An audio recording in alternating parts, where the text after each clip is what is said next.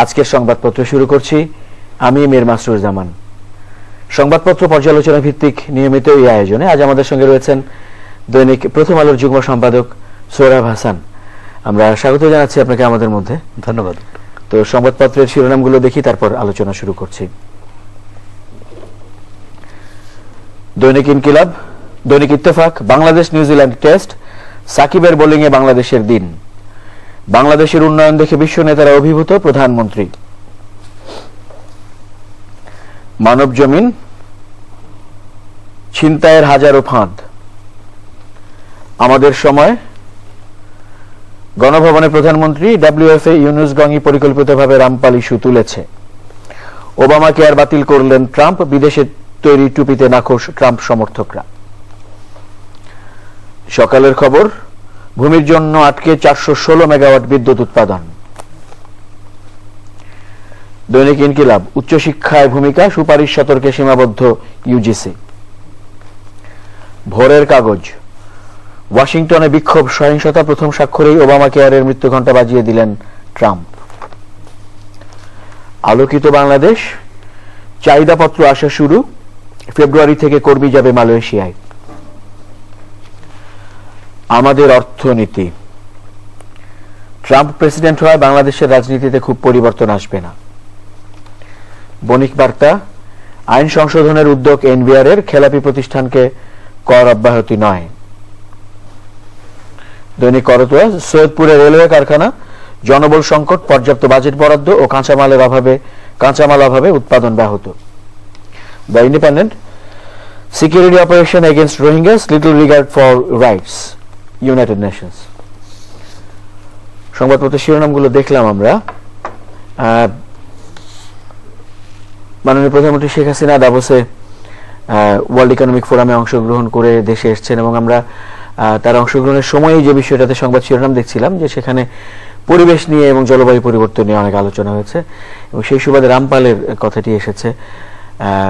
আল গোর এই ব্যাপারে সমালোচনা করেছিলেন রামপালের, মাননীয় প্রধানমন্ত্রী তার জবাব দিয়েছেন। দেশে ফিরে তিনি বলেছেন যে সেখানেও তিনি যে কথা বলেছিলেন, আবার বলেছেন যে তাদেরকে আমন্ত্রণ জানানো হয়েছে রামপাল প্রকল্প দেখে যেতে, যেখানে যে আসলে পরিবেশ সংরক্ষণ করেই প্রকল্পটি করা হচ্ছে।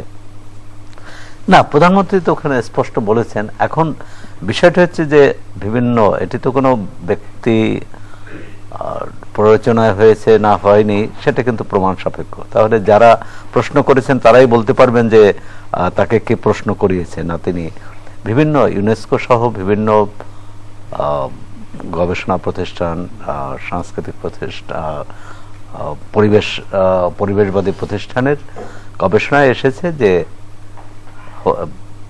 রামপালে বিদ্যুৎ কেন্দ্র হলে ক্ষতি হতে পারে।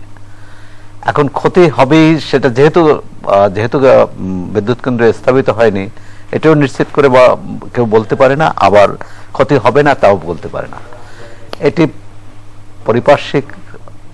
পারিপার্শ্বিক অবস্থা বিশ্লেষণ করেই কিন্তু গবেষকরা বলেছেন, সরকারও তার একটি ব্যাখ্যা দিয়েছেন। আসলে এটি তো পক্ষ বিপক্ষের বিষয় না, এটি হচ্ছে পুরোপুরি এবং রাজনৈতিক বিষয় না, এটা হচ্ছে পরিবেশের বিষয়। সেটি কতটা ক্ষতি হবে না হবে। এখন প্রধানমন্ত্রী সেখানেও বলেছেন যে তিনি নিশ্চয়তা দিয়েছেন যে কিভাবে কাভার্ড জাহাজে, যেটা উপরে সেটা খোলা উন্মুক্ত জাহাজে আসবে না কয়লা বা নৌকায়, কিন্তু এবং এটি যেখানে কেন্দ্র হচ্ছে সে সুন্দরবন থেকে 14 কিলোমিটার দূরে। কিন্তু তারপর আশঙ্কাটা থেকে যায়। যারা এর বিরোধিতা করেছেন তারা তো দেশের যেমন কল্যাণ চায় না তা তো নয়, বা তারা কারো দ্বারা প্ররোচিত হয়েছে। এখন সরকারকে কিন্তু এটার আস্থায় নেওয়ার বিষয়টি, তো ইউনেস্কো কিন্তু একটি তাদের উদ্বেগের কথা জানিয়েছে, সরকার কিছু প্রশ্ন জবাবও দিয়েছে। এরপর কিন্তু ইউনেস্কো পরবর্তীকালে এখনো তারা সন্তুষ্ট হয়েছে এটা বলা যাবে না। আমরা যেমন বিদ্যুৎ কেন্দ্র চাই তেমনি সুন্দরবনও রক্ষা করতে চাই। এই দুটো ভারসাম্য কিভাবে রক্ষা করা যায় সেটাই কিন্তু সবার চাওয়া, সবার উদ্বেগের কারণও সেটি। এখন প্রধানমন্ত্রী যে নিশ্চয়তা দিয়েছেন, কিন্তু কাজটি করবেন যারা, বিদ্যুৎ কেন্দ্র উৎপাদনের সাথে যারা জড়িত তারা কতটা নিশ্চয়তা দিতে পারবেন সেই প্রশ্ন আছে। আর এরকম আন্তর্জাতিক সম্মেলনে প্রধানমন্ত্রী তার ব্যাখ্যা দিয়েছেন, এবং তারা যদি আসেন প্রধানমন্ত্রীর আমন্ত্রণ রক্ষা করে, তাহলে তারা তাদের এখানে সরজমিনে দেখতে পারবেন। তা বলছে যে এটা নিয়ে রাজনৈতিক কোনো বিতর্ক হওয়া উচিত না, এবং দেশের সুন্দরবন একটি ওয়ার্ল্ড হেরিটেজ হিসেবে, বিশ্ব ঐতিহ্য হিসেবে স্বীকৃত, এবং আমরা এবং আমাদের গৌরবের এবং আমাদের পরিবেশ রক্ষার, সমুদ্রের ঘূর্ণিঝড় থেকে বাংলাদেশকে রক্ষার একটি বড় রক্ষাবহ বলবো। আর সেটি যাতে কোনো রকম ক্ষতি না হয়, এইটাই কিন্তু মানুষের উদ্বেগের। এখানে হ্যাঁ, দেখা দৃষ্টিভঙ্গি গবেষণার আলাদা হতে পারে, কিন্তু যারা বিরোধিতা করবে তারাই দেশদ্রোহী বা দেশের স্বার্থ চায়, দেশের কল্যাণ চায় না, মানে এই মানসিকতা বোধহয় সঠিক নয়। নতুন মার্কিন প্রেসিডেন্ট ডোনাল্ড ট্রাম্পকে নিয়ে সংবাদ শিরোনাম রয়েছে, এবং আমরা যেটি দেখতে পাচ্ছি আমাদের সামনে রয়েছে যে এসেই ক্ষমতা নিয়েই তিনি ওবামা কেয়ার বাতিলের নির্দেশ দিয়েছেন, 80 রাষ্ট্রদূতকে বরখাস্ত করেছেন। মানে তিনি শুরুতেই কাজ, তার ভাষণেও তিনি শপথ গ্রহণের পরই তেমন বলেছিলেন যে খেলতে আসেনি, কাজ করতে এসেছে, মানে খুব দ্রুতই তিনি অনেক কাজ করবেন তেমন বলেছিলেন, এবং তেমন করতে শুরুও করেছেন দেখতে পাচ্ছি। ডোনাল্ড ট্রাম্পের এই ক্ষমতা অভিষেক এবং ক্ষমতা গ্রহণের সময়ে পুরো যুক্তরাষ্ট্রে এবং যুক্তরাষ্ট্রের বাইরেও যে বিক্ষোভ হয়েছে সেটা কিন্তু নজিরবিহীন। যুক্তরাষ্ট্রের কোনো প্রেসিডেন্ট দায়িত্ব গ্রহণকালে এই ধরনের বিক্ষোভ হয়নি। নির্বাচনের ফলাফল ঘোষণার সময়ও কিন্তু বিশাল বিক্ষোভ হয়েছে, লাখ লাখ মানুষ রাস্তায় নেমে এসেছে, এমনকি সহিংসতা হয়েছে, 200-র মতো গ্রেপ্তার হয়েছে। এখন ডোনাল্ড ট্রাম্প নির্বাচনী, অনেকেই ধারণা করেছেন নির্বাচনী জয়ের জন্য যেটি বলেছেন সেটি তিনি নির্বাচিত হওয়ার পর তার বাস্তবতার নিরিখেই ব্যবস্থা নেবেন বা সিদ্ধান্ত নেবেন। আরেকটি হচ্ছে যে যুক্তরাষ্ট্রের যে ঐতিহ্য, ইতিহাস এবং যে ঐক্যের যে ধারণা, বর্ণ ধর্ম নির্বিশেষে, সেটি যাতে ক্ষতিগ্রস্ত না হয়। আজকে রাস্তায় যে মানুষগুলো নেমে এসেছে তাদের একটি কথা, যে বিভেদ তৈরি না করা। সেখানে আবার একটা নারী অধিকার খর্ব হতে পারে, তেমন নারী অধিকার খর্ব হতে পারে, কৃষ্ণাঙ্গ নারীর সমাবেশ, অশ্বেতাঙ্গ আমেরিকান। ডোনাল্ড ট্রাম্পের বড় কথা তো আমেরিকানদের। এই আমেরিকান কারা? তা আমেরিকা এমন দেশ যে সেখানে যে পা রাখার সুযোগ পাবে তারই আমেরিকা। কারণ এখানে এখন যারা দেশ চালাচ্ছেন তাদের অনেকেই কিন্তু অভিবাসী ছিলেন 100-150-200 বছর আগে। সুতরাং কে আমেরিকান এটি নির্ধারণ করবে কে? এখন কেউ 100 বছর আগে আসছে, কেউ 50 বছর আগে আসছে, বা কেউ 10 বছর আগে গিয়েছে। এটি দিয়ে কিন্তু নির্ধারণ করা যাবে না যে কে আমেরিকান না। সাদা কালো ধর্ম নির্বিশেষে সেখানে সবারই আমেরিকা, এবং এই আমেরিকার এই অবস্থায় আসার ক্ষেত্রে, এই আর্থসামাজিক উন্নয়নের ক্ষেত্রে কিন্তু তাদের ভূমিকা আছে। সুতরাং এভাবে এই যে বিভেদ তৈরি করা হলে তাহলে আমেরিকার ক্ষতি হবে, সারা বিশ্বের ক্ষতি হবে, এবং আমাদের যে উদ্বেগ সেটি হচ্ছে সেখানে লাখ লাখ প্রবাসী আছেন, এবং অনেকে বৈধভাবে আছেন, এবং অনেকে নানা মামলা, কারো বিরুদ্ধে মামলাও আছে, এবং কারো নানা কারণেই তাদের কাগজপত্র দেওয়া হয়নি। এখন যদি ঢালাওভাবে তাদেরকে বহিষ্কার করার সিদ্ধান্ত নেয় তাহলে শুধু বাংলাদেশ নয়, এশিয়া এবং আফ্রিকা, ল্যাটিন আমেরিকা অনেক দেশে ক্ষতিগ্রস্ত হবে, অনেক দেশের মানুষ, এবং সেটি আমাদের উদ্বেগের কারণ। তবে একটি আশার কথা যে যুক্তরাষ্ট্রে যে কোনো ব্যক্তি, সে প্রেসিডেন্ট হন আর যাই হোক, যিনিই হন, তিনি এককভাবে সিদ্ধান্ত নিতে পারে না। সেখানে কংগ্রেস আছে, সেখানে সিনেট আছে, সবার, এবং রাজ্য সরকারগুলোর যে ভূমিকা, যে ক্ষমতা, সেটা প্রেসিডেন্ট যে কোনো কিছু রাজ্যের উপর চাপিয়ে দিতে পারেন না।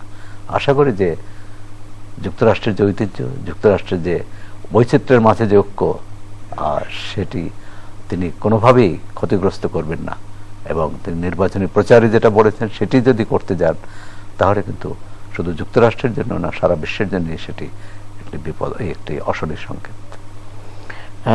বিশ্ব ইজতেমার দ্বিতীয় পর্বের আখেরি মোনাজাত আজ আমরা সেই শিরোনামও দেখতে পেয়েছি সংবাদপত্রগুলোতে, এবং আখেরি মোনাজাতকে ঘিরে যে প্রস্তুতি তার সংবাদও রয়েছে। হ্যাঁ, প্রথম পর্বে কোনো রকম অঘটন ঘটেনি। যারা অনেক বয়স্ক এবং কারা অসুস্থ হয়েছে, কয়েকজন মৃত্যুর ঘটনাও ঘটেছে, সেটা হচ্ছে যে বয়সজনিত কারণে, বার্ধক্যজনিত কারণে। এটি কিন্তু শুধু এবছরই না, বেশ কবছর ধরেই খুবই সুশৃঙ্খলভাবে, খুবই পরিবেশও রক্ষার চেষ্টা করা হয়, এবং সাধারণ মানুষ, আইনশৃঙ্খলা রক্ষাকারী বাহিনী এই ইজতেমায় যারা আসেন তাদের সহযোগিতা করেন, তাদের সুবিধা অসুবিধার দিকটি দেখেন। এবছর একটি ছিল যে বাইরের যারা বিদেশি তাবলীগ জামাতে যারা বিদেশি নাগরিক আসেন তাদের ব্যাপারে একটা সতর্ক থাকার কথা ছিল, এবং সেখানেও কিন্তু আমরা কোনো রকম অপ্রীতিকর ঘটনা দেখিনি। দ্বিতীয় পর্বের দুদিন হয়ে যাচ্ছে, আগামীকাল আজকে আখেরি মোনাজাত, এবং সেটি সুন্দর সুষ্ঠুভাবে পালিত হবে, এবং যে দূর দূরান্ত থেকে আসছে আবার তারা ফেরার পথে যাতে কোনো চরম ভোগান্তির শিকার না হন, যারা নিরাপদে বাড়ি ফিরতে পারেন, এটি সবার প্রত্যাশা থাকবে। আমরা শিরোনাম দেখতে পাচ্ছি যে গাইবান্ধার সাদুল্লাপুরের নিখোঁজ আরো 2 নেতা তারা বাড়ি ফিরেছেন, এবং কোথাও দেখেছি যে তারা ইঙ্গিত দিয়েছেন যে আইন শৃঙ্খলা বাহিনীর সদস্যরাই তাদের নিয়ে গিয়েছিলেন, ইঙ্গিত দিয়েছেন, এইভাবে করে শিরোনাম রয়েছে কিছু সংবাদপত্র। আবার ফিরেও এসেছেন। এখন এইসব হচ্ছে যে আইন শৃঙ্খলা রক্ষাকারী বাহিনী, সেটা যে বাহিনীরই হোক, র্যাব হোক, পুলিশ হোক, বা অন্য কোনো বাহিনী, বিজেপি হোক, তারা জনগণের নিরাপত্তার জন্য কাজ করেন, অপরাধ দমনের জন্য কাজ করেন, অপরাধীদের হাত থেকে সাধারণ নিরীহ মানুষকে রক্ষার জন্য কাজ করেন। সেখানে জনগণের সঙ্গে যে তাদের দূরত্ব তৈরি হয়, এবং এই তাদের আইন শৃঙ্খলা রক্ষাকারী বাহিনী অনেক ক্ষেত্রেই দেখা যাচ্ছে তারা স্বীকার করে না, এবং অনেক পরিস্থিতি দেখা যায় যে 5 দিন 7 দিন বা 2 সপ্তাহ 1 মাস পর তারা ফিরে আসেন, এবং তারা যে বর্ণনা দেন সেটা কিন্তু আইন শৃঙ্খলা রক্ষাকারী বাহিনী, এই ধরনের প্রশিক্ষণপ্রাপ্ত বাহিনীর তারা কারো পক্ষে এরকম আটকে রাখা সম্ভব না। অপরাধীরা যদি আটকে রাখে, সেটা কিন্তু তার পরিণতি অন্যরকম হওয়ার কথা, কারণ অপরাধীরা তার ছেড়ে দেওয়ার কথা না, ছেড়ে দেয় জিম্মি রাখলে ছেড়ে দেয়, যে তার মুক্তিপণের টাকা পাওয়ার জন্য। এখানে মুক্তিপণের টাকার কোনো ঘটনা ঘটেনি। তো মনে করি যে আইন শৃঙ্খলা রক্ষাকারীকে যেমন জনগণকে আস্থায় নিয়ে কাজ করতে হবে, আবার জনগণের আস্থা অর্জন করতে হবে। আর এটি যদি করতে না পারে, তাহলে কিন্তু এই মানুষ যে তাদের প্রতি আস্থা হারিয়ে ফেলে, আস্থা না রাখতে পারে, তাহলে কিন্তু তারা যে উদ্দেশ্যে, যে কাজে নিয়োজিত, অপরাধ দমন, অপরাধীদের বিরুদ্ধে ব্যবস্থা নেওয়া, সেটি কিন্তু ব্যর্থ হবে, এবং সাধারণ মানুষের মধ্যে ভীতি তৈরি হবে, এবং তারা যদি আতঙ্কে থাকে সাধারণ মানুষ। এই সাদুল্লাপুর আমি মনে করি যে এটি একটি সুষ্ঠু তদন্ত হওয়া উচিত, এবং প্রয়োজনে বিচার বিভাগে তদন্ত হওয়া উচিত, যে সত্যিকার ভাবে কারা এটি করেছে। এটি যদি আইন শৃঙ্খলা রক্ষাকারী বাহিনী না করে থাকে, তাহলেও সেটা তদন্ত করে বের করা। নারায়ণগঞ্জের 7 খুনের ঘটনায় বলেছেন, র্যাব প্রধান বলেছেন যে এটি বাহিনী দায়ী নয়, ব্যক্তি বিশেষ, এবং তাদের বিচার হয়েছে। এখানেও যদি কোনো ব্যক্তি করে থাকে, সেটা বাহিনীর হোক বা বাইরের, সেটি তদন্ত করে খুঁজে বের করা উচিত, এবং তাদের বিরুদ্ধে আইনগত ব্যবস্থা নেওয়া উচিত। তো জাতীয় সংসদ অধিবেশন বসছে আবার আজ, এবং মাননীয় রাষ্ট্রপতি সেখানে ভাষণ দেবেন। আমরা জানি যে এবার একটু প্রেক্ষাপট যুক্ত হয়েছে এর সঙ্গে, সেটি হচ্ছে তিনি রাজনৈতিক দলগুলোর সঙ্গে সংলাপ করেছেন নির্বাচন পুনর্গঠনকে ঘিরে। তার এই ভাষণে সেটার প্রতিফলন কেমন হতে পারে মনে করছেন? না, প্রথমত হচ্ছে যে রাষ্ট্রপতির এক ধরনের হাত পা বাঁধা। রাষ্ট্রপতি সংসদ যে ভাষণ দেন, সেটা কিন্তু সরকারি দলের সরকারের অনুমোদন প্রাপ্ত, মন্ত্রিসভার অনুমোদন প্রাপ্ত ভাষণ। বলা যায় যে সরকারের তৈরি করা ভাষণ তিনি পড়েন। যেটি আসার কথা, এই আপনি যেটি বলছিলেন যে এবারে যে প্রেক্ষাপটে যে নির্বাচন কমিশন গঠন করতে হবে, নির্বাচন কমিশন গঠনের লক্ষ্যে একটি সার্চ কমিটি বা অনুসন্ধান কমিটি গঠন করবেন, এবং সেই গঠন করার লক্ষ্যে তিনি বিভিন্ন রাজনৈতিক দলের সঙ্গে আলোচনা করেছেন, তাদের মতামত এবং মনোভাব জেনেছেন। এখন জাতীয় সংসদে ভাষণে এর কোনো প্রতিফলন ঘটবে কিনা তিনি রাষ্ট্রপতি বলতে পারেন। তবে মানুষের প্রত্যাশা যে রাষ্ট্রপতি যে উদ্দেশ্যে একটি নিরপেক্ষ শক্তিশালী নির্বাচন কমিশন গঠন করার উদ্দেশ্যে তিনি রাজনৈতিক দলগুলোর সাথে বসেছেন, আলোচনা করেছেন, আর সেই প্রত্যাশা পূরণ হবে, অর্থাৎ একটি শক্তিশালী আর সব পক্ষের আস্থাভাজন নির্বাচন কমিশন গঠিত হবে। সেই তাহলে আগামী দিনের যে রাজনীতি, অন্তত আগামী 2 বছরের নির্বাচন পর্যন্ত যে রাজনীতি, সেটি অশান্ত হবে না, মানে কোনো অপ্রত্যাশিত অনাকাঙ্ক্ষিত ঘটনা ঘটবে না, এটি সবাই মনে করে। আর নির্বাচনের সুষ্ঠু পরিবেশ রক্ষার জন্য সেটি সহায়ক হিসেবে কাজ করবে। নিউজিল্যান্ডে ক্রাইস্টচার্চে এখন টেস্ট চলছে বাংলাদেশ জাতীয় ক্রিকেট দলের সঙ্গে, এবং সেখানে আমরা দেখছি যে দ্বিতীয় দিন শেষে 29 রানে বাংলাদেশ এগিয়ে রয়েছে এবং সাকিব 9 বলে 3 উইকেট পেয়েছেন। আবারও আমরা অন্যতম প্রধান শিরোনাম হিসেবেই বিষয়টিকে দেখতে পেয়েছি এবং এর উপরে ভিত্তি করে, মানে এরকম পারফরমেন্সের উপর ভিত্তি করে জয়েরও আশা করছে বাংলাদেশ। না, জয়ের আশা, নিউজিল্যান্ডের এর আগের খেলাগুলো বাংলাদেশ টেস্টে ভালো করেছিল, প্রথম দিনের টেস্টে, কিন্তু এর আগের খেলাগুলো যেমন টি20 বা ওয়ানডেতে ভালো করতে পারেনি, এবং শেষ টেস্টে আশা করি যে বাংলাদেশ ভালো করবে, এবং যার সূচনা গতকাল করেছে বিশেষ করে সাকিব আল হাসান, যে তিনি যে আবারও প্রমাণ করলেন যে তিনি বিশ্বের অন্যতম শ্রেষ্ঠ খেলোয়াড়, এবং তার এই ক্রীড়া নৈপুণ্য, তার এই দক্ষতা দলকে অনেক এগিয়ে নিয়েছে এবং আগামীতেও এগিয়ে নেবে।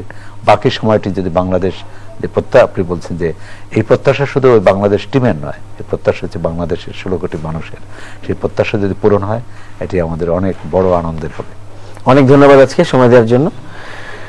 প্রিয় দর্শক, আপনাদেরও ধন্যবাদ আমাদের সঙ্গে থাকার জন্য।